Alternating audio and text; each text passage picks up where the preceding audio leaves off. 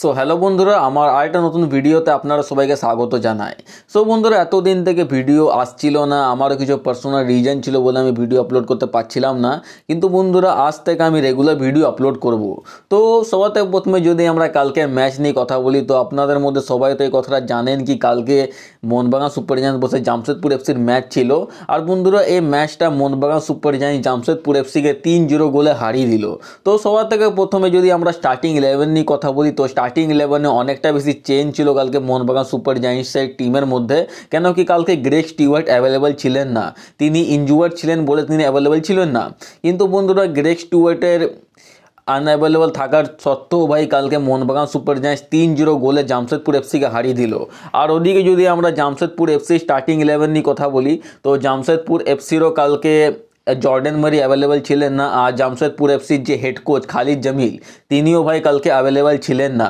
So কালকে ম্যাচটা নিয়ে যদি আমরা কথা বলি একটুখানি, তো কালকের ম্যাচটা দারুণ ম্যাচ হয়েছিল। আমি এক ফোঁটা মোহনবাগানের নালিশ করবো না ভাই, মোহনবাগান কালকে নিজের বেস্ট দিয়ে খেলেছে। আর যে লিস্টন কোলাসো, ভাই লিস্টন কোলাসোকে তো কিছু বলারই নাই ভাই, কালকে দুর্দান্ত খেললো ভাই লিস্টন কোলাসো।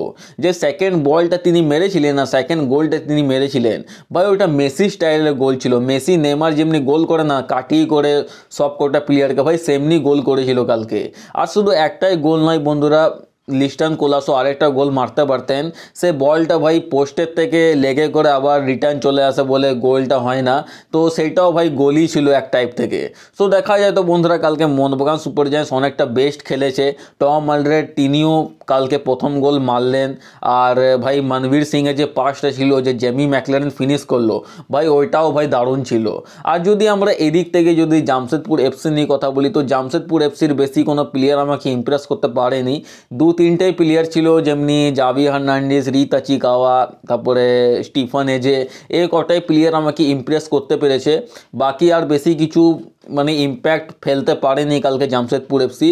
কেন কি কাল জামশেদপুর এফসির হেড কোচ অ্যাভেলেবল ছিলেন না, খালিদ জামিল অ্যাভেলেবল ছিলেন না। সো যাই হোক, কালকে মোহনবাগান সুপার জায়ান্টস জিতে গেল ভাই এখানে 3-0 গোলের মধ্যে। সবার থেকে মেন কথা, কালকে গ্রেগ স্টুয়ার্ট অ্যাভেলেবল ছিলেন না, তবু এখানে মোহনবাগান সুপার জায়ান্টস জিতেছে। সেটা দেখে তো আমি আরও বেশি ইমপ্রেস হলাম এখানে। সো যাই হোক বন্ধুরা, কালকে মোহনবাগান সুপার জায়ান্টস জিতে গেল নিজের ম্যাচটা। সো এই ম্যাচটা আপনাদেরকে কেমন লাগলো আপনারা অবশ্যই আমাকে কমেন্ট করে জানিও। তো দেখা হচ্ছে নেক্সট ভিডিওতে, ততক্ষণ পর্যন্ত জয় হিন্দ, বন্দে মাতরম।